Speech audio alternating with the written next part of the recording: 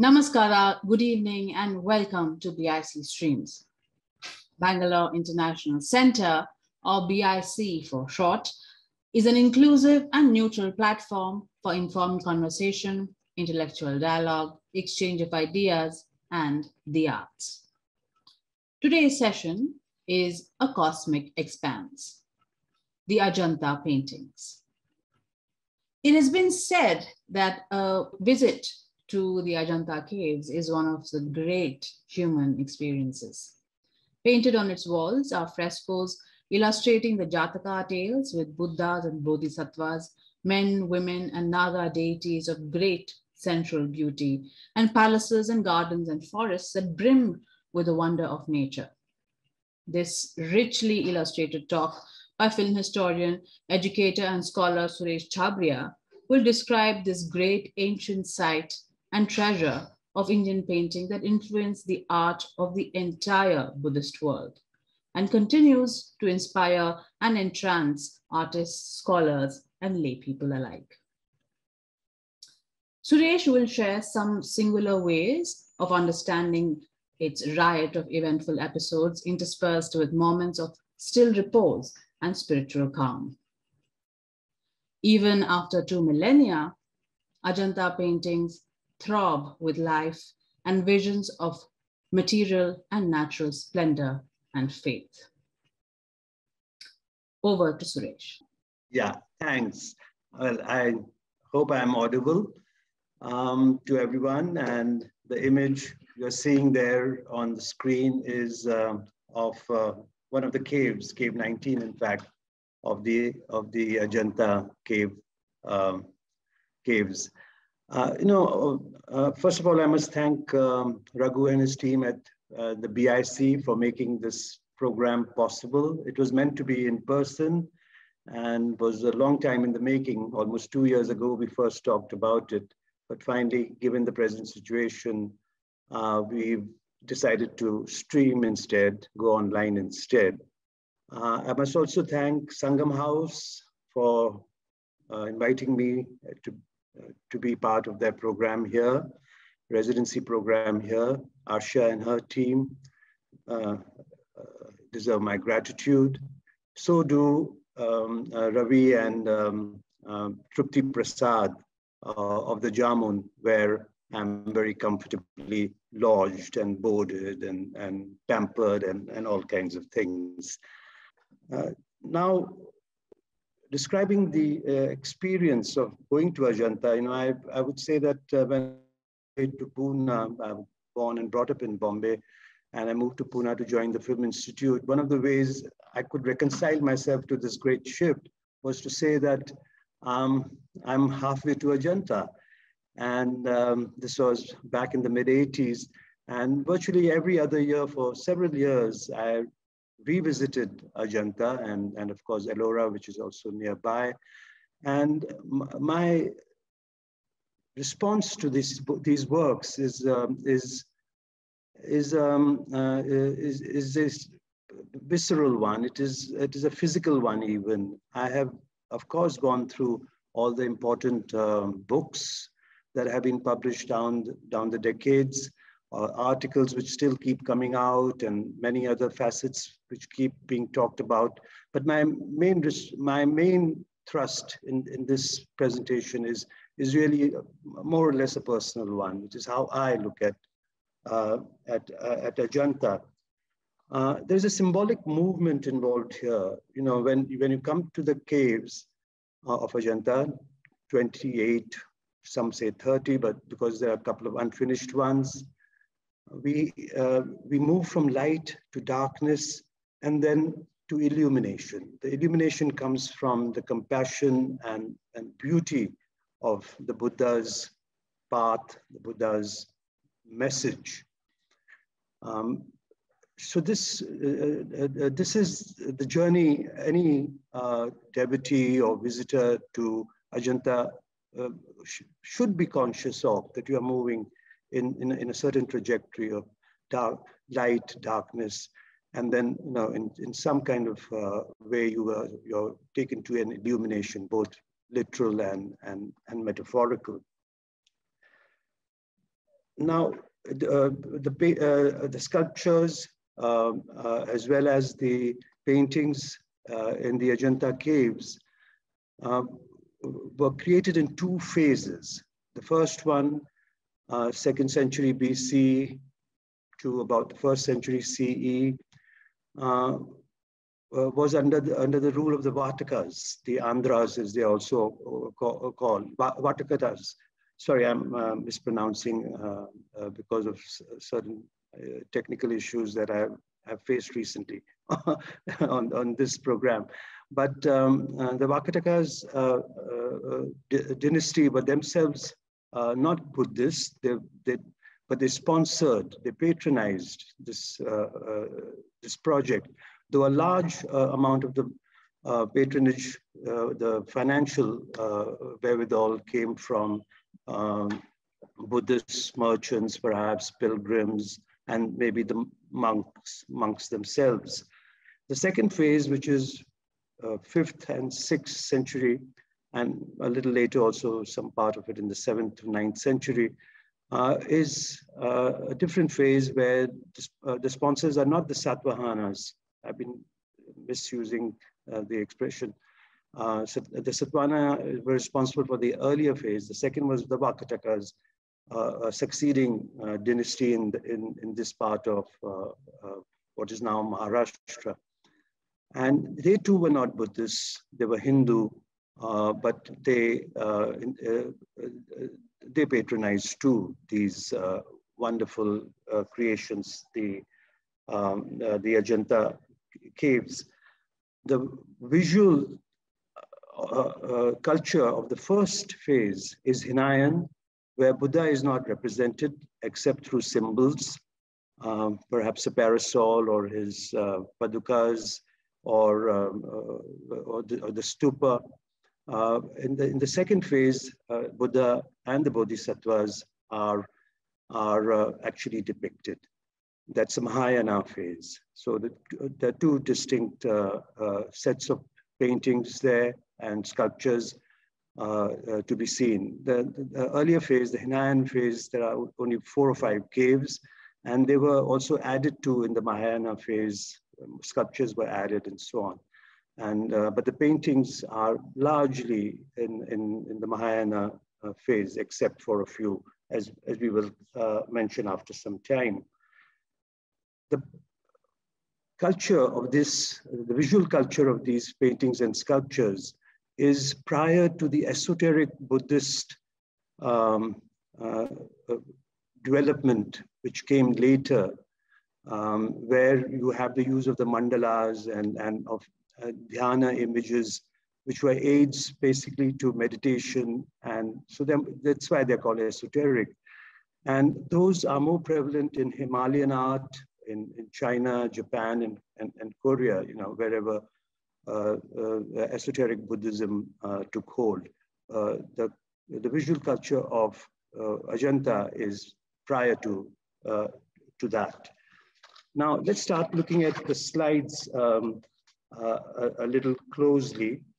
We are here in the first slide. First, we will see a few of the sculptures just to get an idea of the space as you enter the caves. We are looking at some sculptures from Cave 19, one of the most important caves here. And this is the entrance with its large chaitya horseshoe-shaped window, which lets the light in. You enter through the pillared section below, and different sculptures decorate, embellish the walls. And as you enter, there will be pillars, and it will end, the nave will end with an apse where there is a stupa. Next. Wonderful flow, Tribang pose of the Buddha on the right, in Vardha Mudra, the boon-giving mudra. And on the left, you have on top proper the Dharma Chakra position, in which the wheel of of Dharma is released or started by Buddha. And the one below, standing Buddha, is again a Vardha Mudra, boon-giving gesture. Next. On the left is the Buddha, and I think this scene is about handing over the bowl, his begging bowl, to his son Rahul and his wife, who's accompanied Rahul to meet him when he returns to Kapilavatthu after his renunciation, his great renunciation. Next. Wonderful Naga deity is there outside one of the walls of this cave, sitting in a position of ease, Lalit Asana as it's called, with a chauri bearer and a consort. Nagas will feature in some of the major Jataka tales, which I illustrated, as we will see later. Next. Buddha again in the Dharma Chakra Mudra, the hand position that he's talking about, or he's speaking to us about the law and its unfurling. And next, a great yakshi on the front, upper front wall. A great yaksha, I should say, it's a male, and wonderful sweep of his hair. Very great sculptors and carvers and painters worked on this site for several generations, and the mastery of this kind of sculpture is self-evident. The eyes lowered, eyelids, the gentle expression on the face. Next. Inside Cave 19 itself, originally this stupa must have been bare without the Buddha relief in front, but during the Mahayana phase from 4th century and 5th century onwards, these additions were made to the Hinayan caves. Next. Now we come to the paintings themselves. And this is, of course, one of the most famous images of Ajanta painting, Vajrapani Bodhisattva, holding a lotus and therefore called Vajrapani.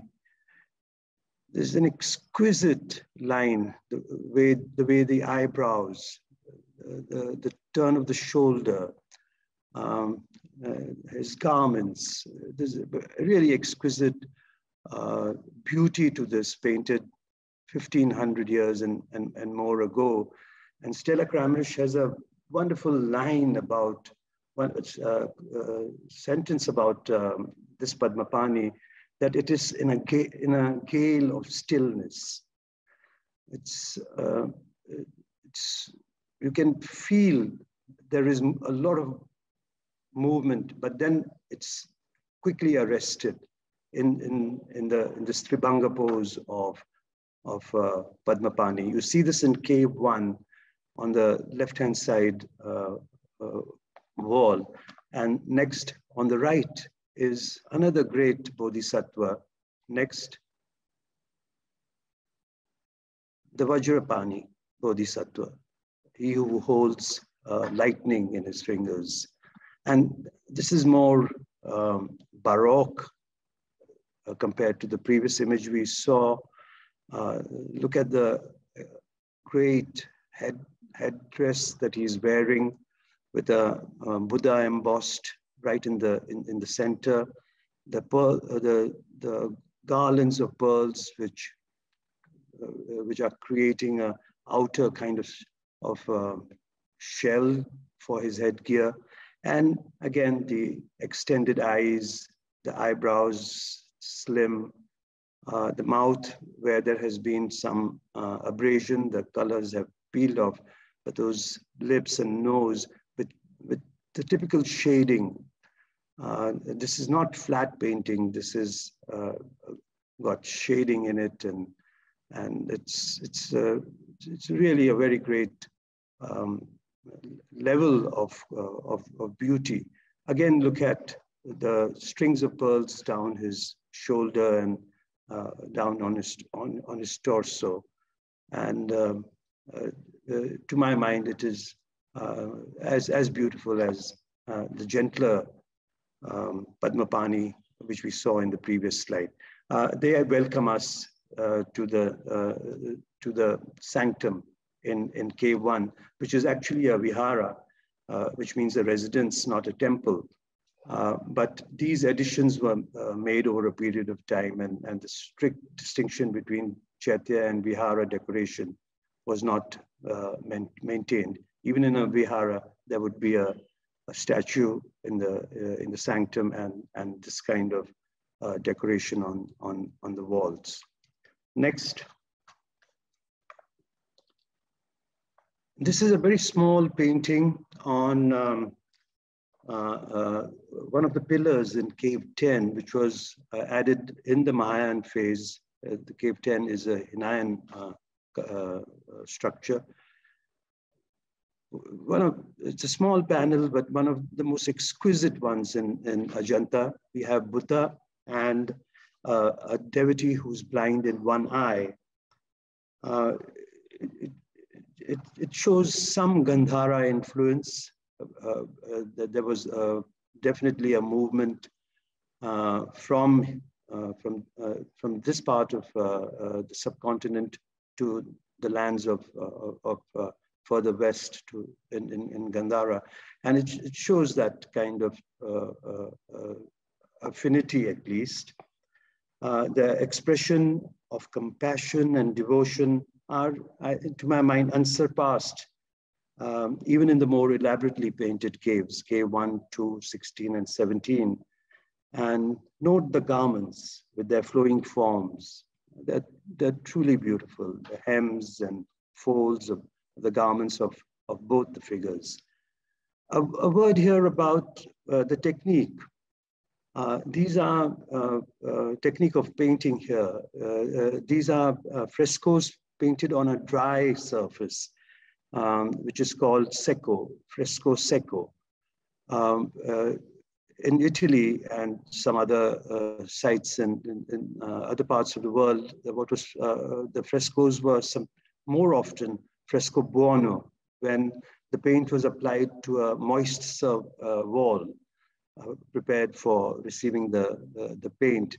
The painter had to be very quick in fresco buono, and the paint merged into the wall, bound into the wall more firmly, whereas these are on dry fresco, which accounts for some of the deterioration of these paintings over the centuries, and especially in the last few decades, when there are so many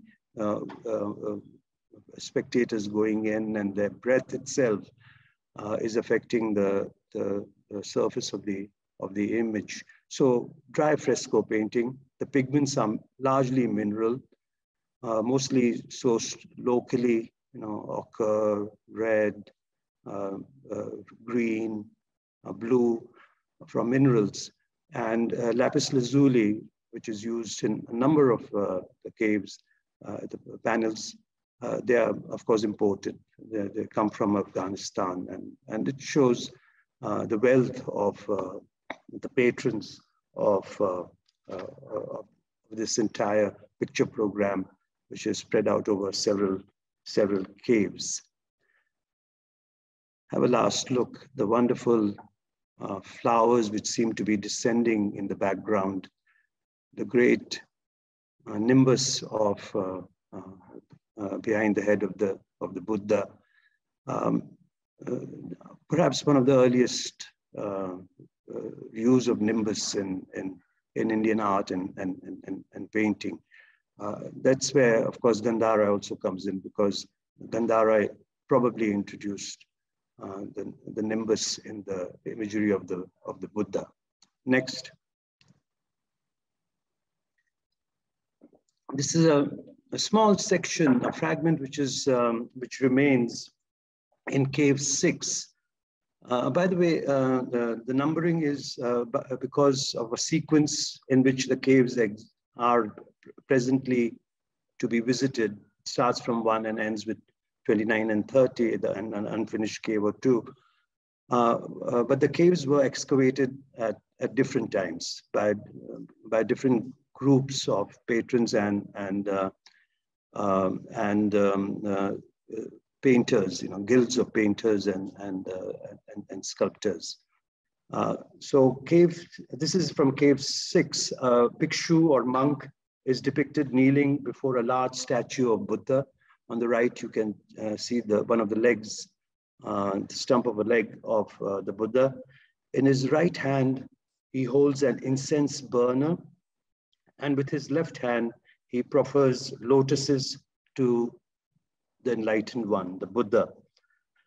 There are 3 lotuses in his hand, and these are called the 3 jewels or the 3 ratnas of Buddhism. The Buddha, Sangha, that is the order he founded, and Dharma, the law which he gave. So this has a lot of, it's not just a literal image of, an offering of flowers or worship going on with incense and 3 lotuses. The 3 lotuses mean the Buddha, the Sangha, and the Dharma, or the 3 jewels, 3 ratna of the Buddhist faith. Next.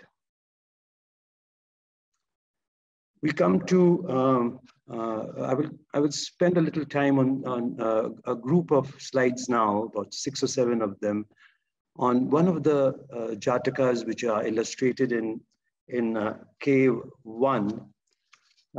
As you well know, I'm sure that the Jataka Tales are stories, mythological, you can call them, stories about the previous births of the Buddha.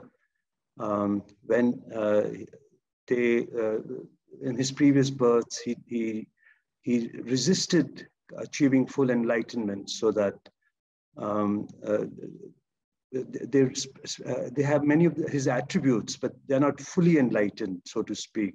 They are the Buddhas of the past, and he himself will be the Buddha, and there will perhaps be a Buddha later, who in later esoteric thinking was called the Buddha Maitreya. So in most of these stories, the story is about renunciation, and it comes to a prince or a merchant or a well-off person. So is this one, where we see, it's called the Mahajanaka Jataka, which we see in K1. In this particular section of the panel, which is across a huge wall, we have the king, the prince, sorry, and he's also a merchant, announcing to his wife and all the women and listeners around him that he is preparing to renounce the world and join the path of Buddha. Next is a line drawing. The panel that the section of the panel we saw in the previous slide is the one on the extreme left, and the story continues down from left to right in this manner. There is a dance performance in the central section, which has been marked out, where with musicians around, where the prince is being persuaded by his household that it is not proper for him to give up and renounce. He doesn't agree with them. There are some, at the lower part, there are some women, young men and women weeping. And on the right, he exits from the palace gates on an elephant and renounces his kingdom. This is the entire, in a line drawing, the entire panel. What we saw before was is the extreme left. Now let's look at the dancer and the musicians next. Next. This is the prince himself, which we have seen from a distance in the first of the slides of the painting. Next, with his wife. Here is the dancer. The skin tone is very loved by the Ajanta painters. The variety of skin tone from pale to dark. And here the dancer is dark, as is one or two of her musicians who are accompanying her, a couple on flute. And if we saw the entire panel, we would see drummers and cymbal players and so on. She's there's a very close relationship between painting and dance, sculpture and dance in Indian tradition. The Upanishads as well as the Vishnu Dharmottara, they emphasize that if you don't know dance and some other arts, but dance, you will not ever know painting, or you will never know sculpture, because the hand gestures or the mudras or the positioning of the body, the famous Tribhanga pose as we call it, this is essential to the beauty and composition of Indian sculpture and Indian painting of that time, and indeed carries on to the later phases of Indian painting, in the miniature art of the Rajput courts, for example, Pahari and Rajasthani courts. There's a similar emphasis on dance-like movement and a lot of emphasis on mudra, hand gestures, that's the mudras. Next we go, next please. And here the prince is mounted on an elephant, is leaving the palace and renouncing his kingdom to follow the Buddha. Next. From another panel, where the hand gestures are instructing. Now, over the years, I realized about Ajanta paintings is that a number of the Jataka Tales center around giving a discourse. Not just announcing a decision that I am renouncing the world or something like that, but an actual discourse of what the Dharma is and why he's renouncing the world to follow that particular path. And there are always listeners around. So the whole mise en scène of several of the panels is around central figures, key figures like this, who are discoursing, and then he's surrounded by listeners.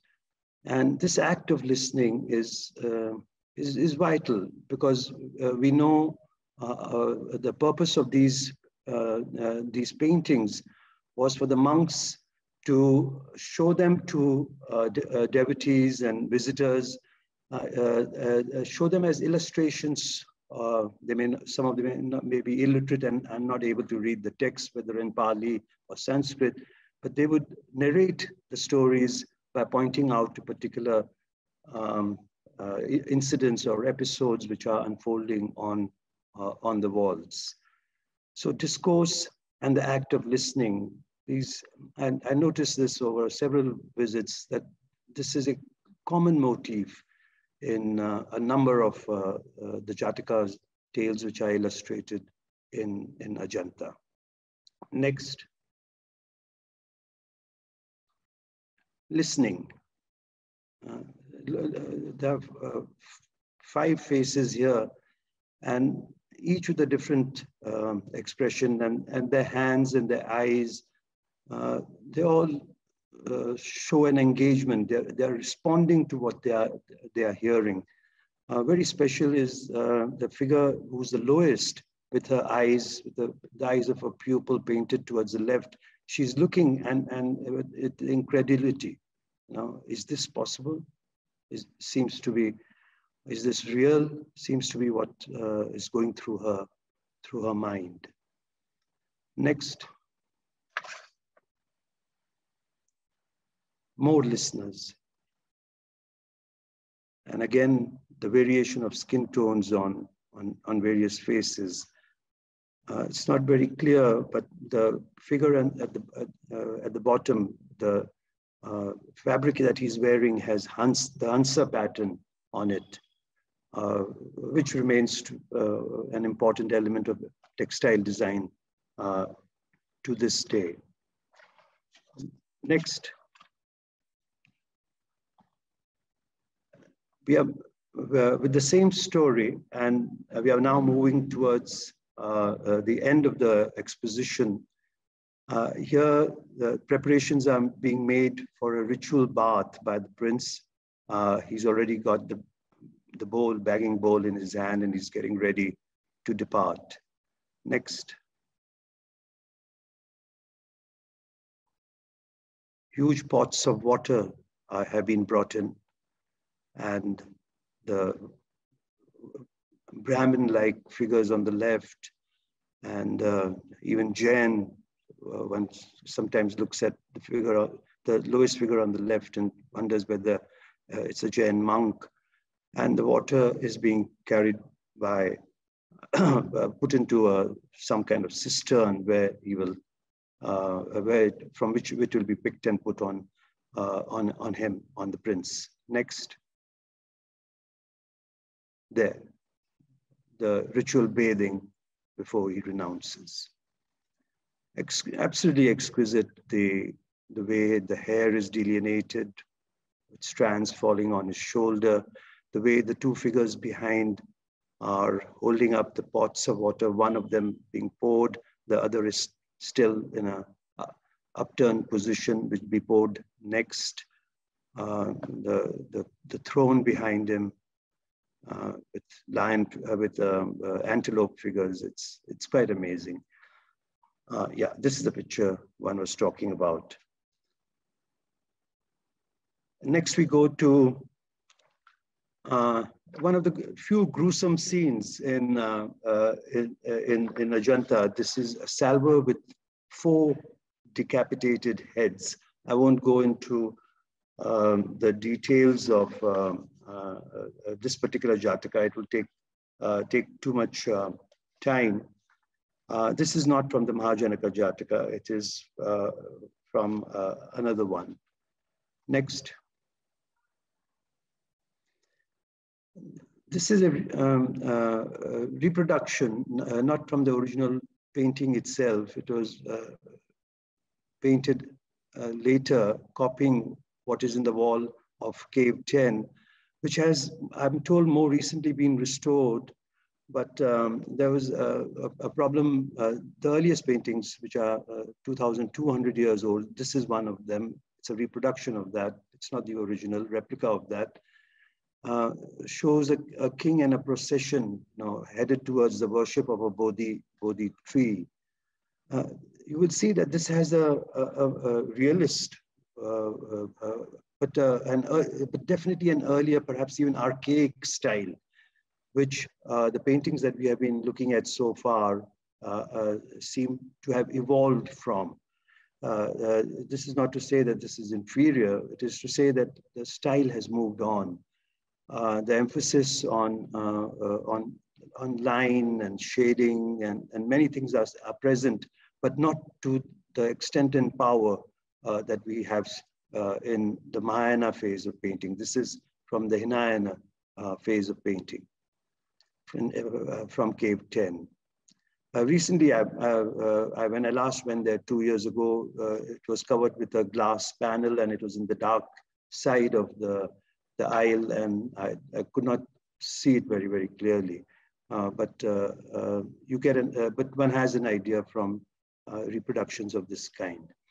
Next.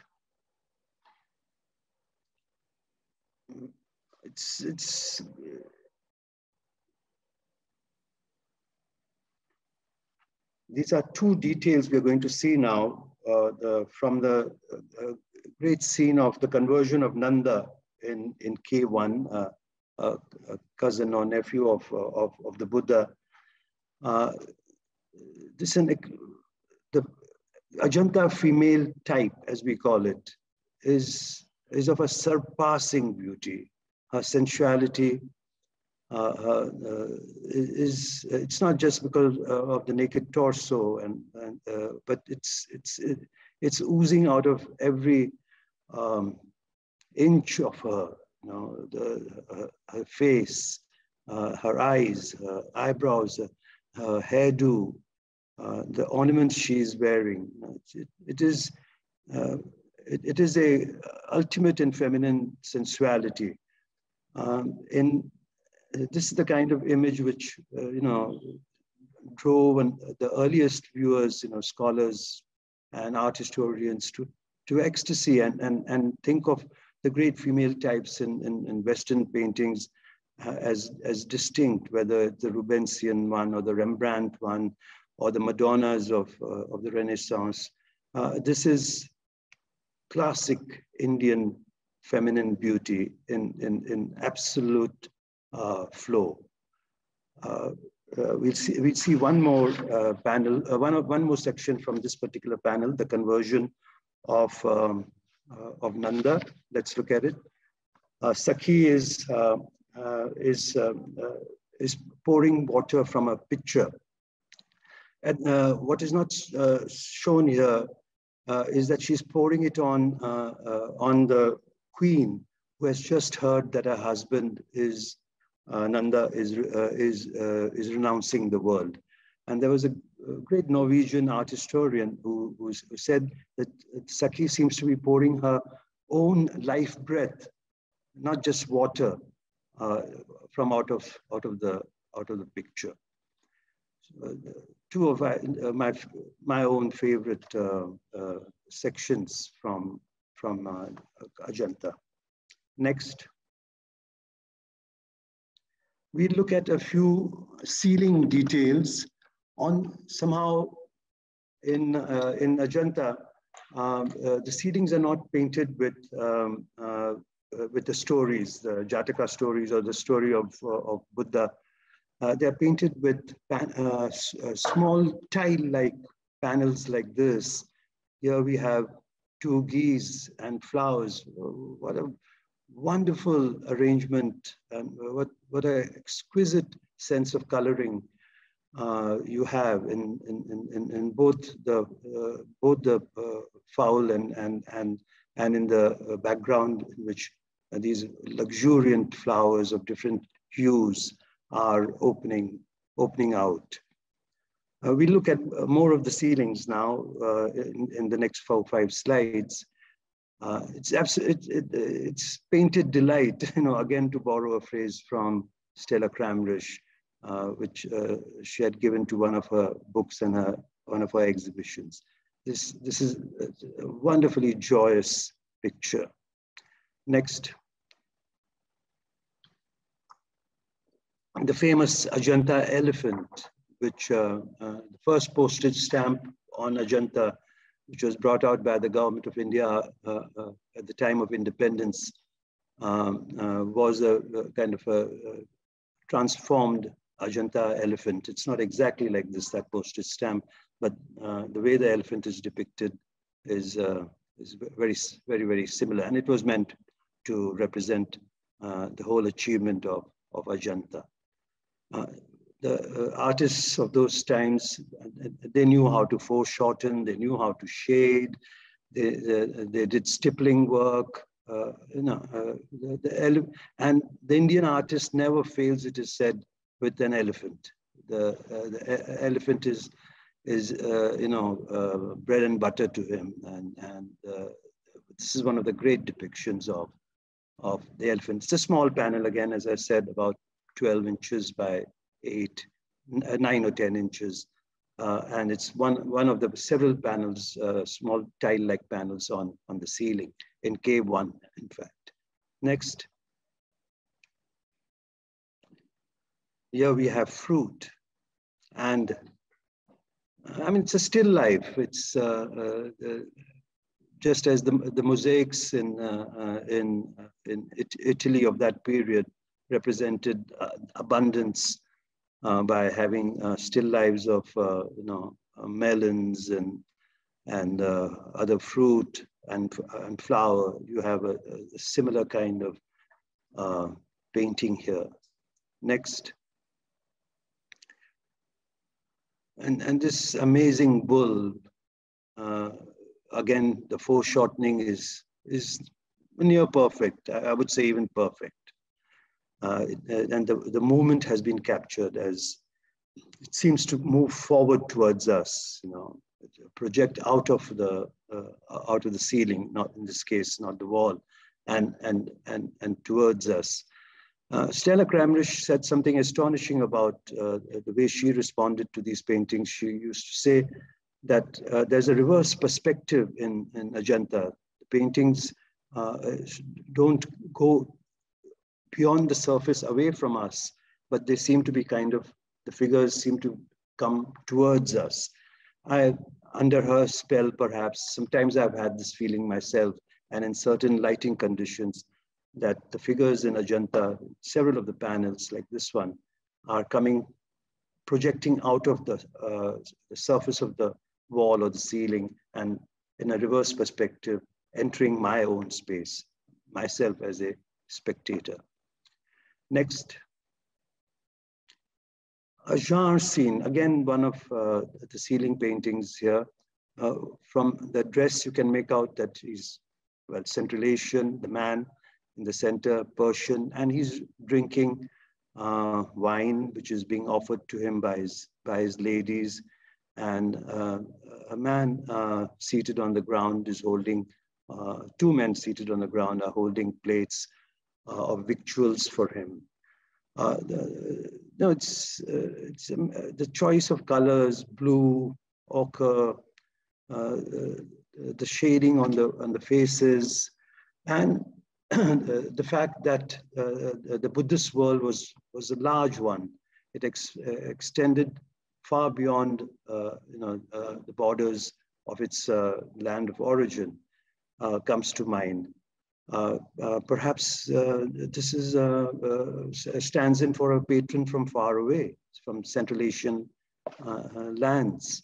The fact that it is painted there is in the awareness that the message of Buddha has spread to far-flung lands. Next.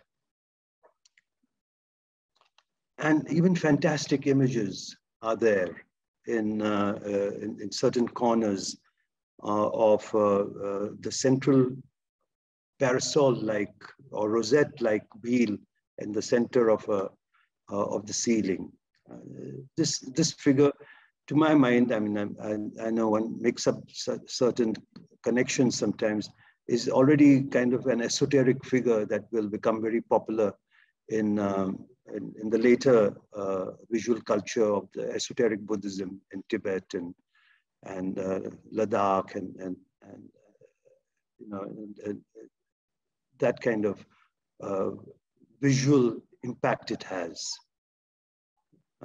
Fantastic face, with those glaring eyes and the fanged mouth, with dazzling teeth. If you actually see it lying down with your back on the ground, you can feel his gaze, his powerful gaze on you. Next. This is the one of the Cave 1 and Cave 2 both have, and some in 16 and 17.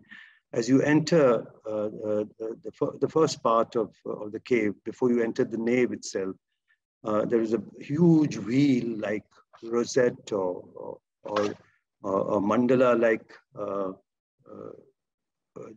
painting like that.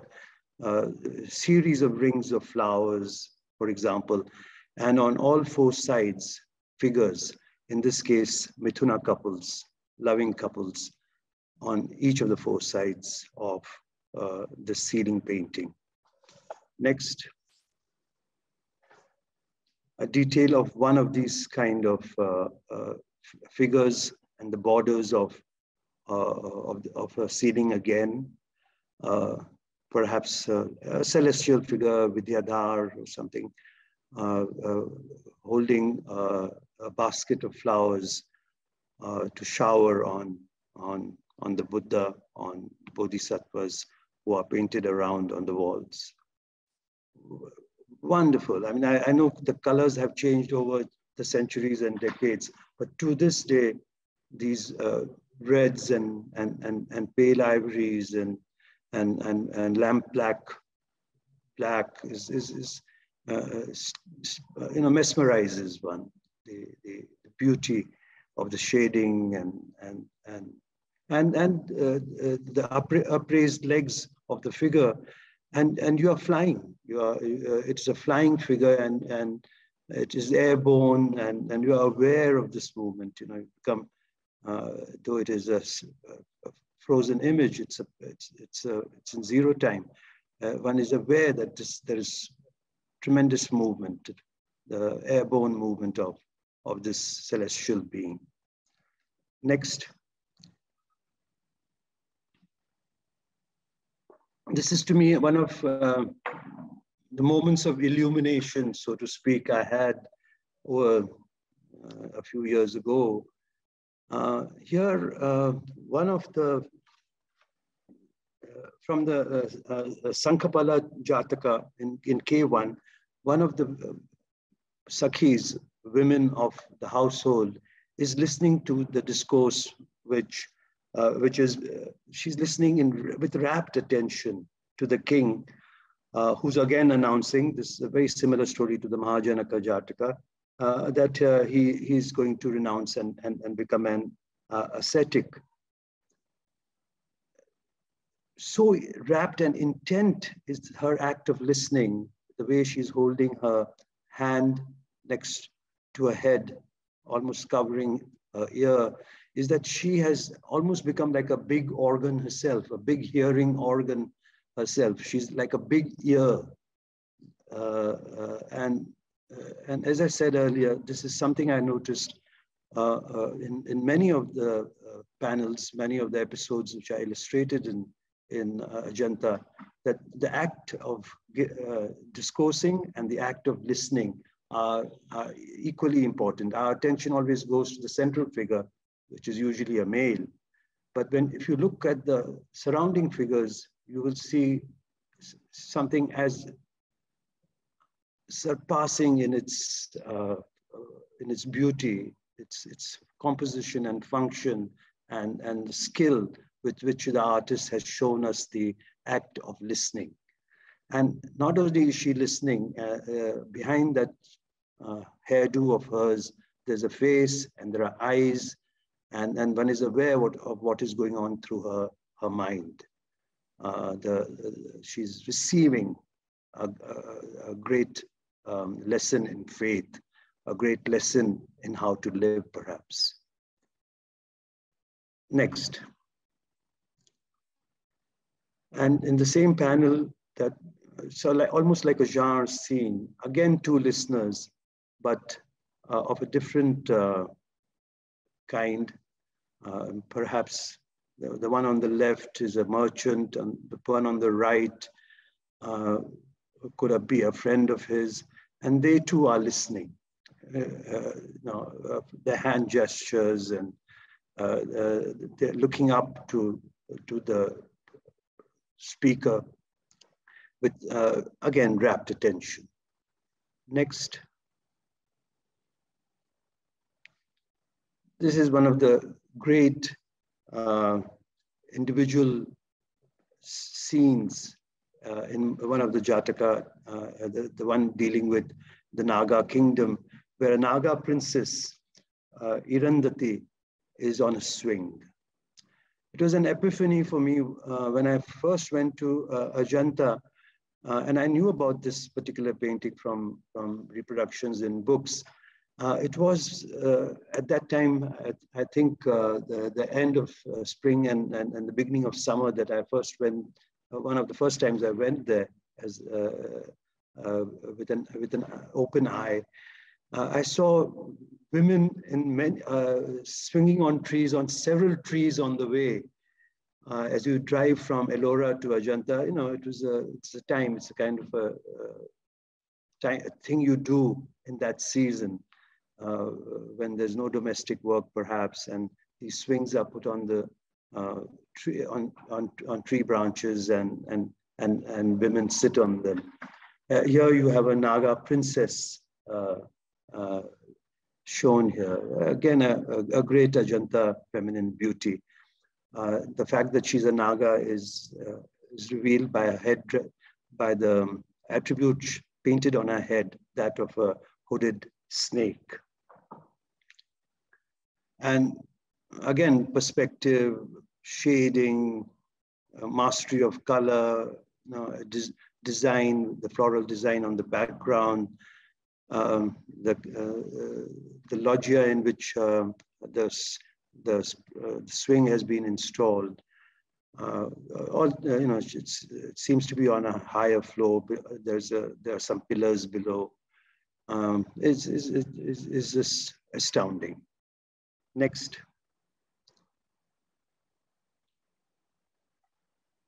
Again, one of the most famous images of Ajanta, the nymph or Apsara, as she's called. And look at it closely. Now, it's not just that face, those eyes, those eyebrows, the flamboyant headgear. There is movement in her, that you can see in her necklace. She's also a celestial airborne person or a creature. She is one of the great, again, I know I've used that phrase more than once already, one of the great female faces in, you know, who has come to embody the entire exaltation and the sense of beauty that we feel in Ajanta. Next.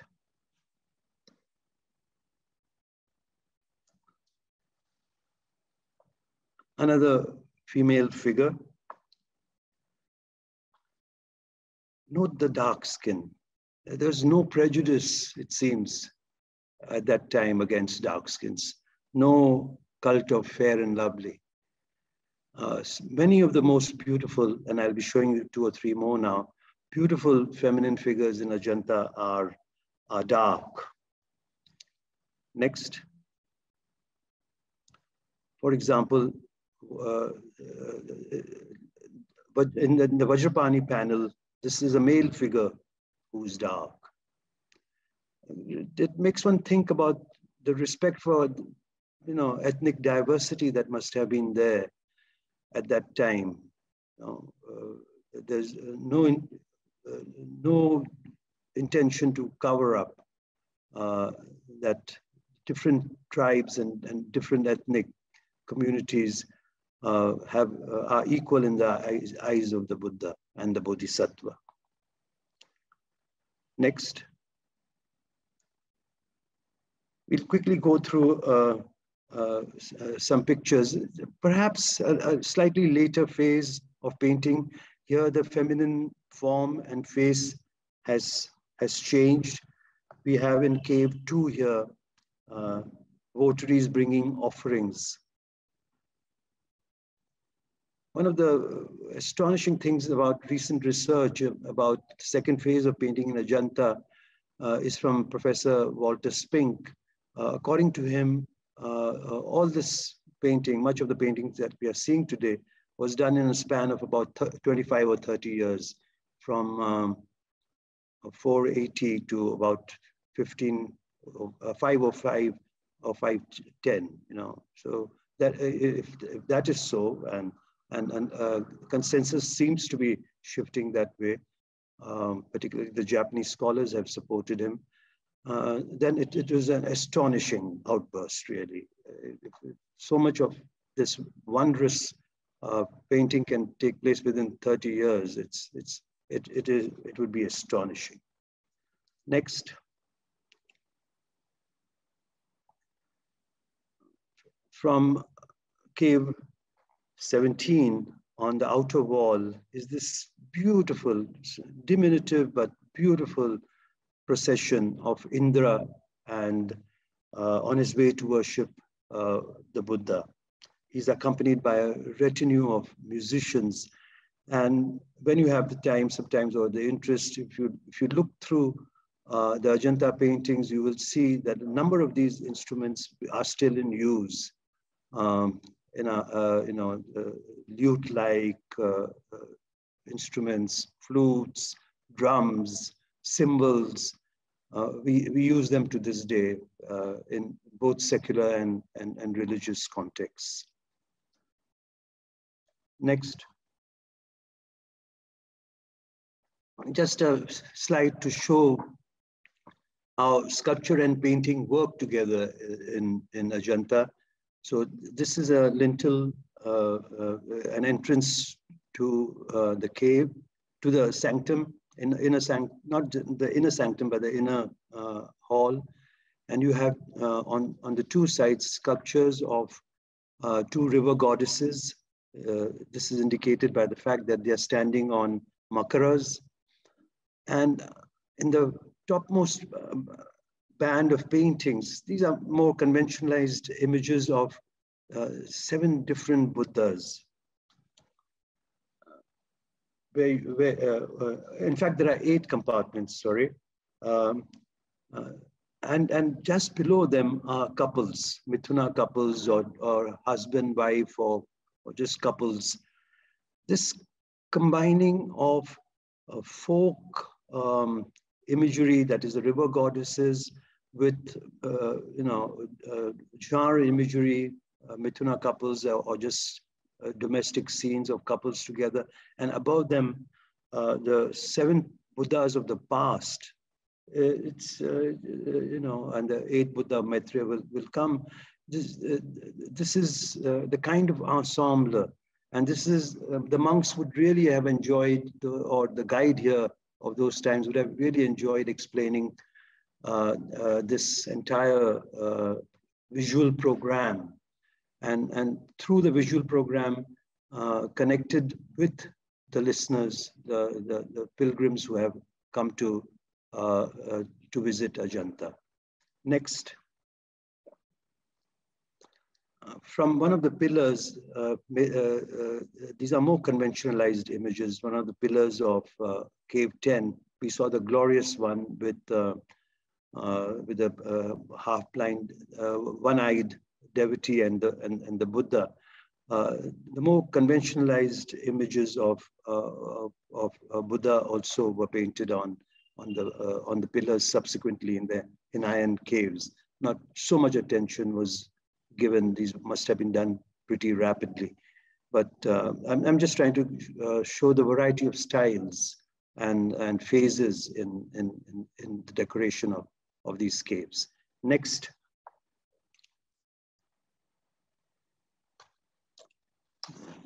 From the Hansa Jataka, Hansas flying away, upwards. One of the great paintings of birds, and there are many in the Indian tradition, in sculpture as well as in painting. From the Hansa Jataka, as I said. Next.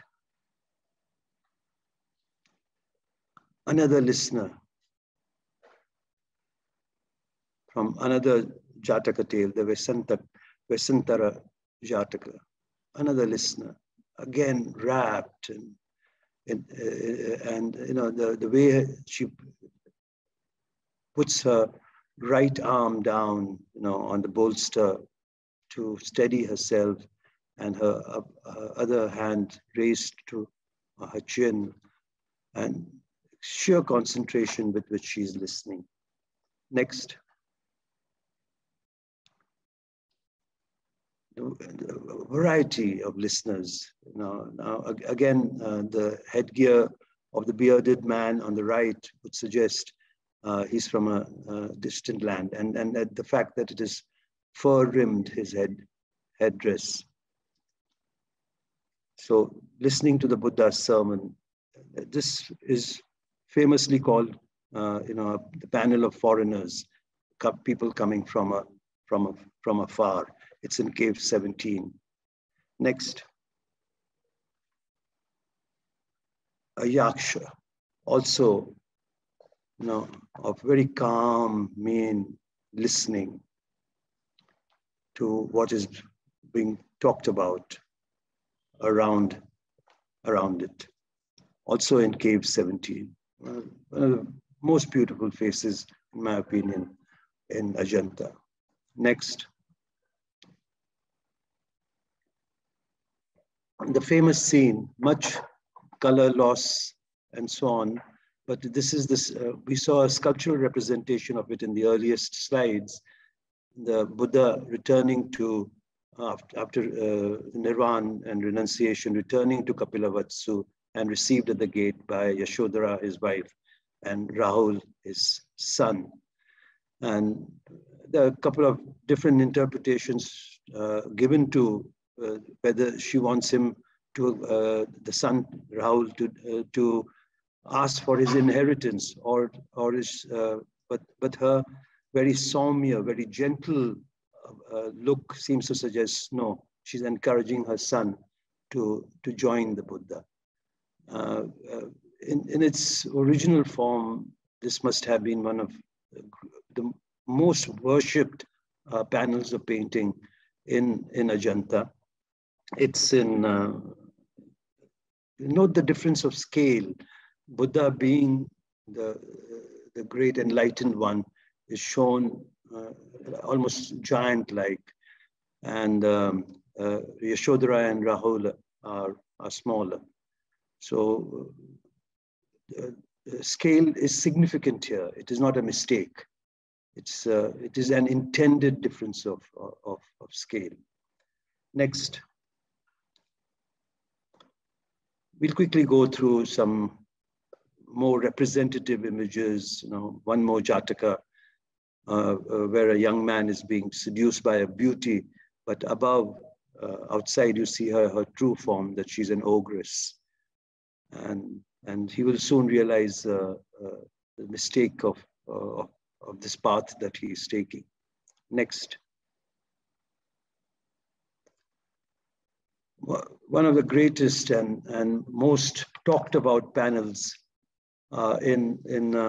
is this toilet scene in Ajanta. This slide can nowhere near do any justice to its glitter and its perfection when you go there. And if a generous caretaker shines a light on it, the ornaments are embossed on, thick layers of paint, of white paint, with metallic tinge in them. They shine forth. And as I was saying earlier, not arguing so much, but just pointing out that color was not a problem. She's one of the greatest beauties of Ajanta, and she's almost chocolate brown. She's it's not a deterioration of color, as indeed are most of her companions here. This is one of the summits of Ajanta painting. The great toilet scene, also known as the Dark Princess scene. One attendant is holding a fly whisk, another a tray of cosmetics, and a dwarf on the right is standing by. So it's a very great image, in my opinion. Next, we're coming to the end now. I just wanted to show examples of the spread and the influence of Ajanta across the Buddhist world. This is a Tang period mural from the Naga Caves. Two attendant bodhisattvas, early 8th century. The Ajanta's influence and manner spread across the whole of East Asia and Central Asia. Next. Further down south in Sigiriya in Sri Lanka, you have cave shelters in Sigiriya, the great fort, and garden complex where the artist is practicing a similar art to that of the Ajanta painter. This is dated to the late 5th century. Next. From the inner corridor of and staircase of the Brihadeshwara temple in Tanjavur, the great temple, Raja the first with his guru. So Ajanta is not a flash. Wall painting was being done in different parts of India as well as the rest of the world. And the Vishnu Dharmottara of the 7th century was perhaps the rules prescribed there of painting, perspective and shading and so on, were all based on the experience of Ajanta, which were now being read wherever this text traveled, in this case to the deep south in the Chola period. Next. From Panamalai, from the Talikeshwara temple, Pallava period, again 8th century, a little before the Chola period. Next, we end with the iconic Ajanta images in their gale of stillness, as Cramrish said, the Padmapani Bodhisattva, and next, the Vajrapani. Well, that's the end of the presentation, and I'll be open to questions anytime they pop up. Thank you, Suresh. There are a lot of questions and comments. I'd like to start with Anita Rampal's question. Are there similar representations of the listener at other Buddhist painting sites? The ones you showed were amazing. Well, this has been one of my main thrusts in this presentation. I have not come across this kind of emphasis in the other sites that I have visited or have seen reproductions of. It's not there in the Naga Caves, which I visited about 8 or 10 years ago. The context might require that, okay, there is a speaker and there's a listener, but this kind of repetition, so that it becomes almost a part of the structural aspect of the visual program of Ajanta. This I have not experienced, and I would be delighted to get to know other examples where this much emphasis is given on the act of listening. Thank you for that question. It takes me to the very hub of what I have been talking about.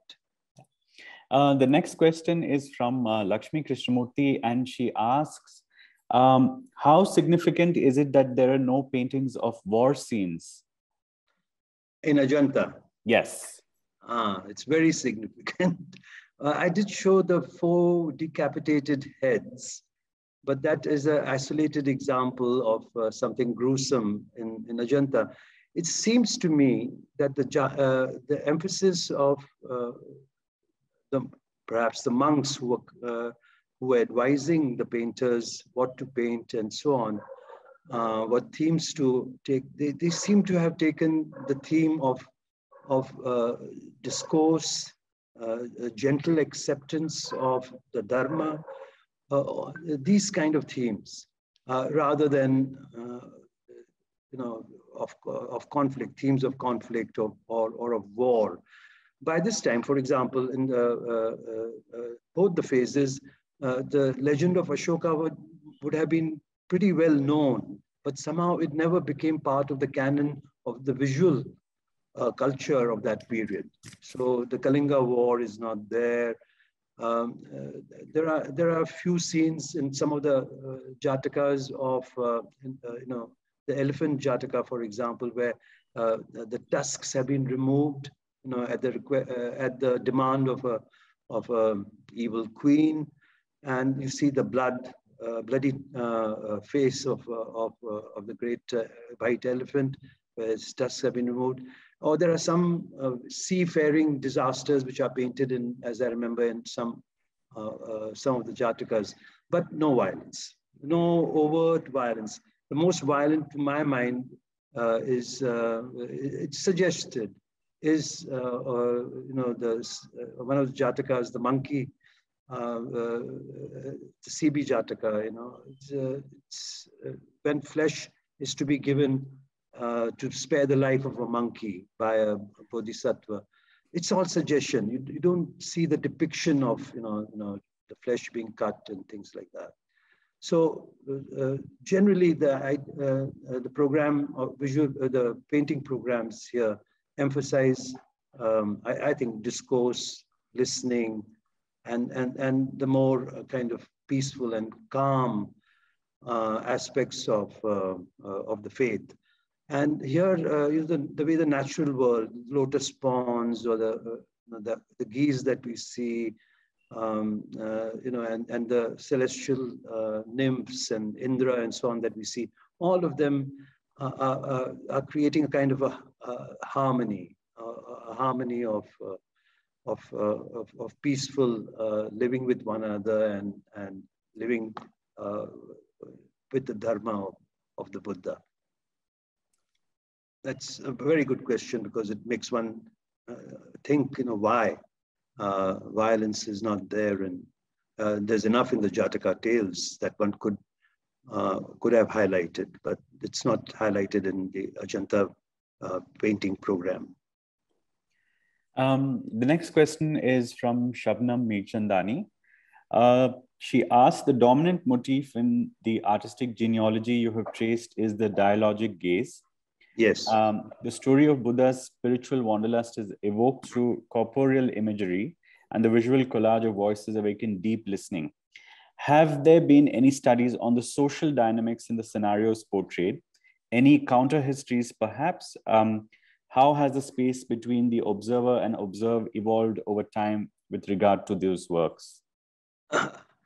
Well, I have read some works along this line, but they have impressed me less than the kind of response that I have given. The social dynamics, the skin tones, the way the feminine beauty is depicted. This has been discussed by art historians and art critics. You have Google will help you. Otherwise, come to the wonderful libraries like the National Museum or the Bangalore Oriental Research Institute in Pune, where I have spent quite a lot of time, the latter one, Bori, as we call it. A range of these perspectives have been taken up. But in this 1 hour presentation, and I have been subjective, and I have emphasized what you have rightly called the dialogic aspect of the Ajanta visual program. The next question is from Anita Rampal. She asks if there are any studies of any of the exchanges with the Silk Route to connect Ajanta and, say, the Dunhuang cave frescoes. There is much ongoing conservation and documentation work at that site. What are the current sort of conservation initiatives at the Ajanta? Well, there are two aspects to this question.